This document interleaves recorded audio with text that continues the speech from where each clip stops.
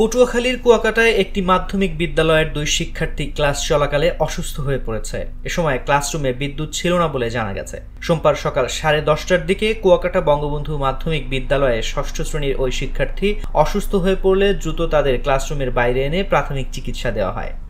আজকে এত পরিমাণ গরম পড়তেছে আমাদের স্কুলে। আমরা এতদিন বন্ধ ছিল আমাদের স্কুল এবং আমরা আমাদের বাসায় ছিলাম, তখন ভালো ছিলাম, কিন্তু স্কুল খোলার পর এত পরিমাণ গরম আমরা সহ্য করতে পারতেছি না।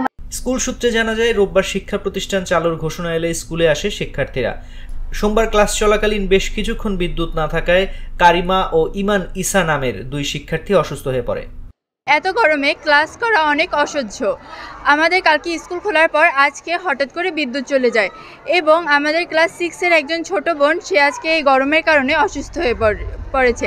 পরে তাদের ক্লাসরুমের বাইরে নিয়ে এসে পানি পান করানো ও বাতাসের ব্যবস্থা করা হয়। পরে অসুস্থ হলে শিক্ষকরা তাদের বাড়িতে পাঠিয়ে দেন। এ সময় অন্য শিক্ষার্থীদের খোলা জায়গায় রাখা হয়।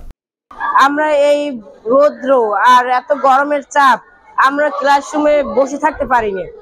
আমরা সারে গেলে সুযোগ পেলে আমরা একটু বাইরে নামি, তারপর আবার যদি সুযোগ না পাই তাহলে বেশি গরম লাগলে তাহলে খাতা থেকে বাতাস করি। ওই সময় ক্লাস নিচ্ছিলেন মাওলানা মঈনুল ইসলাম মান্নান। তিনি বলেন, সকাল থেকেই বিদ্যুৎ নেই, এর মধ্যে ক্লাস নিচ্ছিলাম, হঠাৎ ওরা দুজন ডাক দিয়ে শরীর খারাপের কথা বললে আমি ক্লাস বন্ধ করে দেই। এর মধ্যে ওরা অসুস্থ হয়ে পড়ে। বিদ্যুৎ চলে যাওয়ার পরে সাথে সাথেই গরমের জন্য অতিরিক্ত তাপদাহের কারণে দুইটা বাচ্চা অসুস্থ হয়ে পড়ে। আমরা তাৎক্ষণিক ওদেরকে প্রাথমিক চিকিৎসা, ওদের মাথায় পানি, এরপর ওদের ফেইজে পানি টানি দিয়ে আমরা একটু সুস্থ করার জন্য চেষ্টা করেছি। কুয়াকাটা বঙ্গবন্ধু মাধ্যমিক বিদ্যালয়ের প্রধান শিক্ষক খলিলুর রহমান বলেন, বিদ্যুৎ না থাকার বিষয়টি ঊর্ধ্বতন কর্তৃপক্ষকে জানানো হয়েছে। পরে বিদ্যুৎ এসেছে, গরমে অনেক শিক্ষার্থী মাথা ব্যথা সহ বিভিন্ন রোগে আক্রান্ত হচ্ছে। আমরা মাধ্যমিক শিক্ষা অফিসারকে জানিয়েছি, জেলা শিক্ষা অফিসার মহোদয়কে ব্যাপারটা জানিয়েছি। মূলত এটা একটা প্যানিকের মতো হয়ে গেছে। তাপদ্র তো আছেই, তারপর আমাদের যে শিক্ষার্থীরা খুব ছোট্ট এবং এদের যে পরিমাণ তাপ সহ্য করা, এটা আসলে এর চেয়ে বেশি হয়।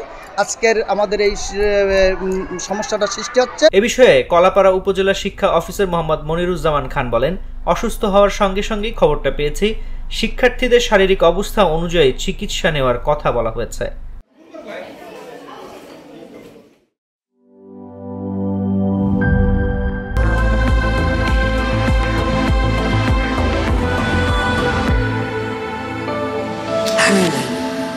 Be a show stealer.